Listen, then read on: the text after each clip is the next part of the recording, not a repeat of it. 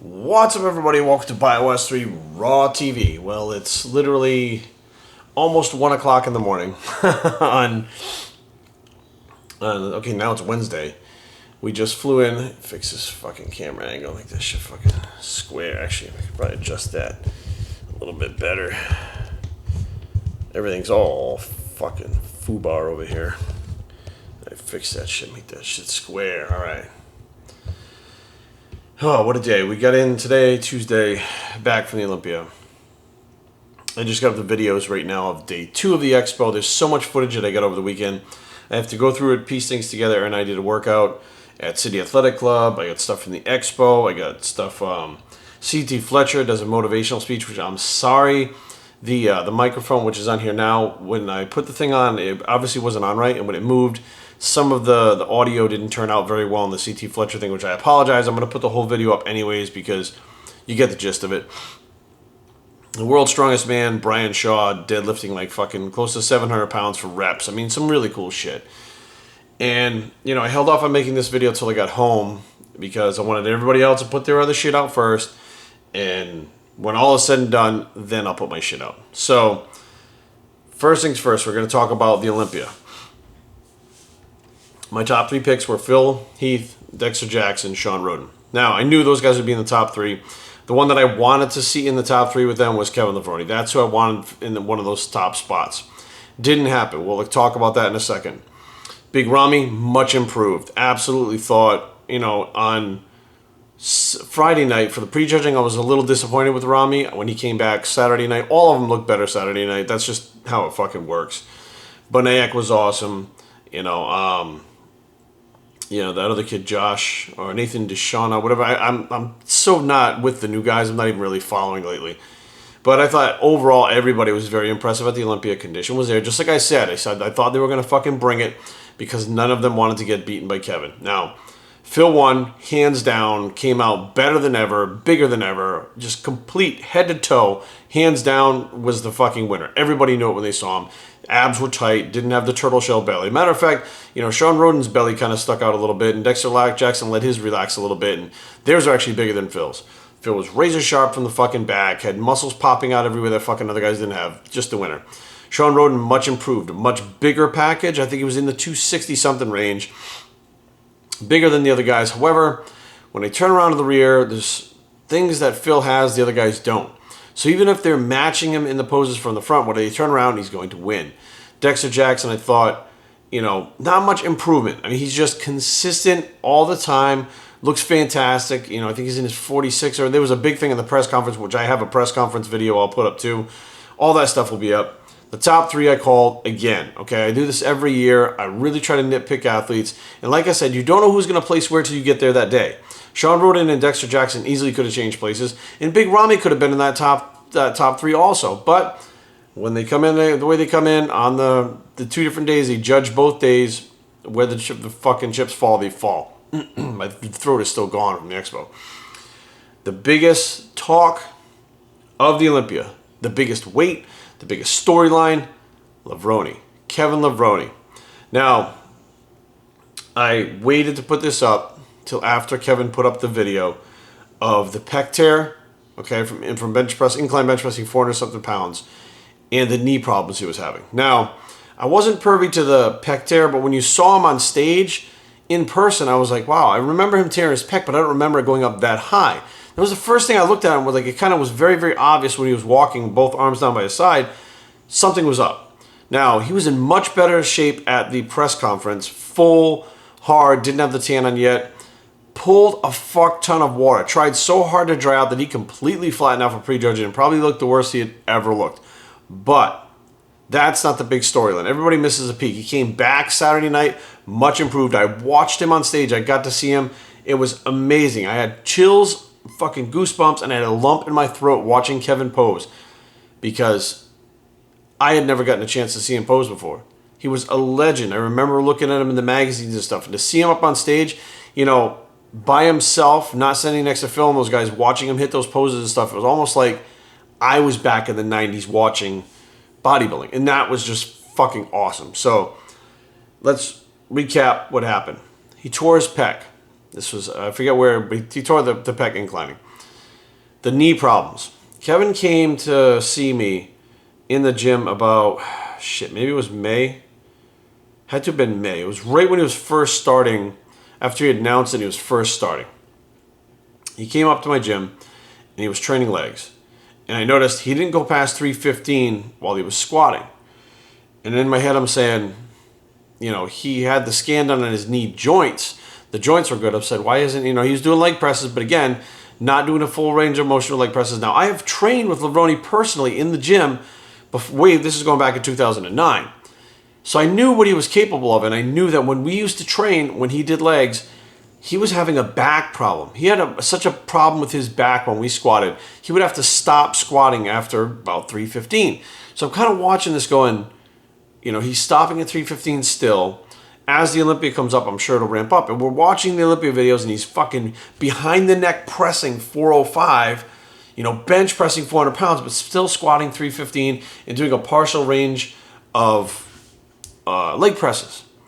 And I didn't think much of it because I'm like, we're not seeing all the workouts. Maybe he's not posting the stuff where he's squatting heavy, et cetera, et cetera. What I didn't know was the inflammation in the knee. He was already having the injections, trying to get it under control to be able to squat. And he was trying to do what he could. But the problem is, Kevin had already told people before he was making a comeback, and he didn't do it. For any reason, if he decided not to do this show, and it didn't matter if he had fucking got into a car accident and lost both his arms, if he'd missed this show for any reason, people would never forgive him. It would actually tarnish his legacy if he had not done this show. So rather than put out excuses as to why he's not going to show up at his best, he put it aside, decided to document it just in case, and tried his best to bring his best again. Now, fighting through a torn pec, I don't know if any of you guys have ever trained with a torn muscle. It's awful. You wonder if it's going to rip off the bone. You have to train around it, whatever. That's why you didn't see him doing many inclines coming towards the Olympia. You saw him flat benching the 400 pounds, but you didn't see him inclining anymore. The behind the neck presses, that doesn't really activate the pec, but he was doing things that were kind of protecting the pec and trying to train around it. Now, you get to the Olympia.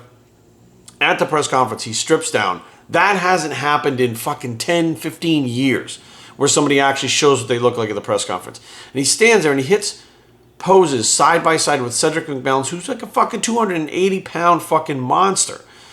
And they're hitting shot for shot. And I'm looking at him and I'm going, holy fuck. Like, yeah, he's still not as full, but he's fucking hard and he's fucking round and he's holding his own. He's not going to beat him, but he's holding his own. What the fuck is he going to look like come tomorrow night at the night show, or the prejudging?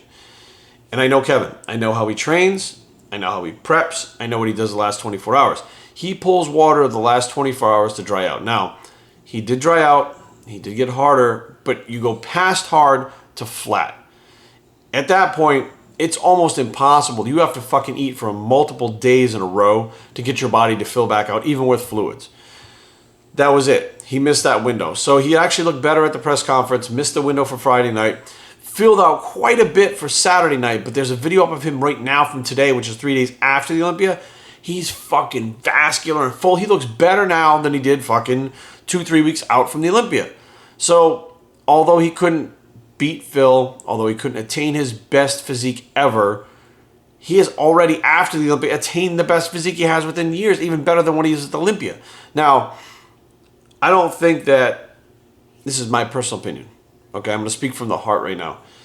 I don't think that trying to do this again, as far as trying to build his legs back up to compete with Phil Heath and these guys, after you're already having the platelet injections, the plasma injections, whatever they are, and you're already having some problems, it's not an age thing.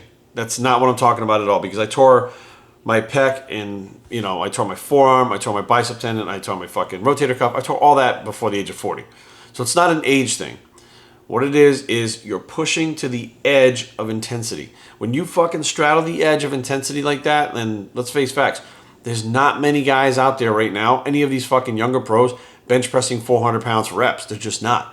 There's not any of them that I've seen doing behind the neck presses with 405. None of them. Kevin was training and living on the edge right there, and I do think that takes a toll on your body. And no matter who you are, it's not an age thing, but you're going to eventually get an injury. It's just how it is. Kevin's had several injuries. He's had a torn pec, a torn tricep, back injuries, problem with his knees. He's had all these things, and I don't think it really has to do with age. It has to do with the fact that he's pushed himself past where his body can handle. And, I hit him up right away. He was, people were like, oh, he's not going to go to the night show. They're talking shit. And I'm just like, you know what? He'll be there at the night show. He's going to correct what he did. I could tell right when he fucking walked on stage at the prejudging, he was flat. Like, he lost that pop he had the previous day. So I'm like, fuck, I know exactly what happened. It's happened to a million people a million times. Fuck it. He'll rectify it and do whatever he has to do. Phil Heath always comes in better Saturday. Dexter Jackson, Sean Roden, they always come in better Saturday. Sometimes they pull a little too much water, whatever the case may be. But bottom line is he rectified it. He looked a lot better Saturday night. Still not enough to be competitive. But doesn't change the fact that Kevin thought flat out if anyone knew about those injuries, he'd be making an excuse. And he didn't want to give the excuses. Everybody's, see, he doesn't do it. See, he's full of shit. I knew it. I knew he wouldn't make it to the stage. There was speculation all along that he was, I'm going to be on the Olympia stage meant that he wasn't even competing. He was going to guest pose. There's speculation with that. There's speculation that he's going to get an injury 2-3 weeks before. All that stuff was being speculated. And he knew that. And he heard that. All the negativity. And I don't think it's hate. I don't think Kevin gets any hate whatsoever. It's negativity from people who've never seen something done that has never been done before. And Kevin tried. He gave it his fucking all. He busted his ass. He walked on stage, and it's just not time anymore. It's not time to try that shit anymore unless his knees are 100% healthy. And like I said, he was having trouble with his back. I remember when we were squatting, we would have to fucking stop squatting. He would lay on the floor. We would try to stretch him to get his back to loosen up enough so that he could finish the leg workout. And that was fucking back in 2009, 2010. So, for what it's worth, everybody that was talking shit about him, I'll tell you this much right now. That night at the Olympia, at the finals, I was there live. I had pretty good seats. Aaron and I sat there. And we arrived just as Phil Heath was getting ready to pose. We watched Phil. We tried to walk around the thing to find our seats. And I heard, next up, Kevin Levrone. They saved him for last in the posing. We ran to the portal. I walked out there, and I saw him walk down the stage and immediately get that lump in my throat. That place, you could feel the electricity. You could just feel the people that knew Kevin's not in the running, but the respect, the love, everything, the old school people that came there to see it, everything that was there was just such a fucking amazing experience that none of these other pros have fucking ever done.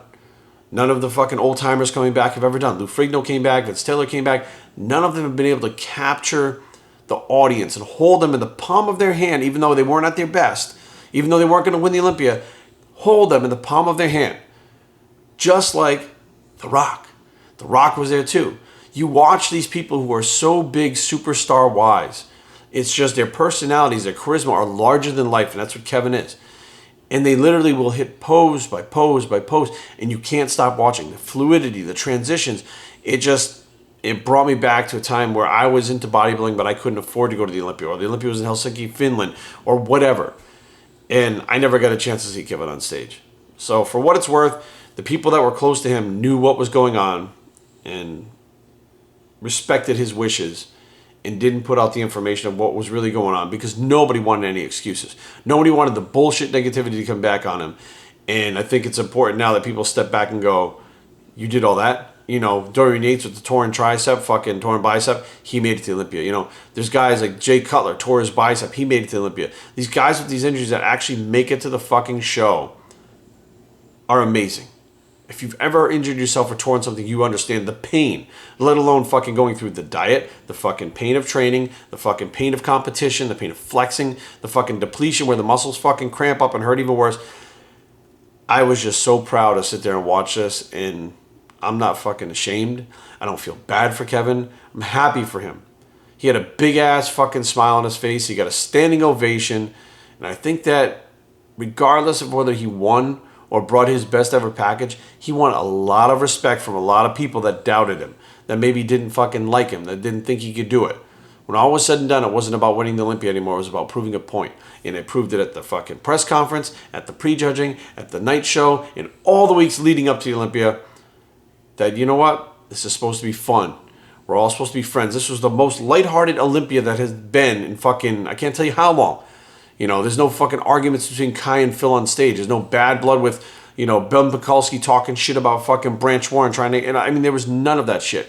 Everybody was cool. It was a different vibe. It was fucking awesome.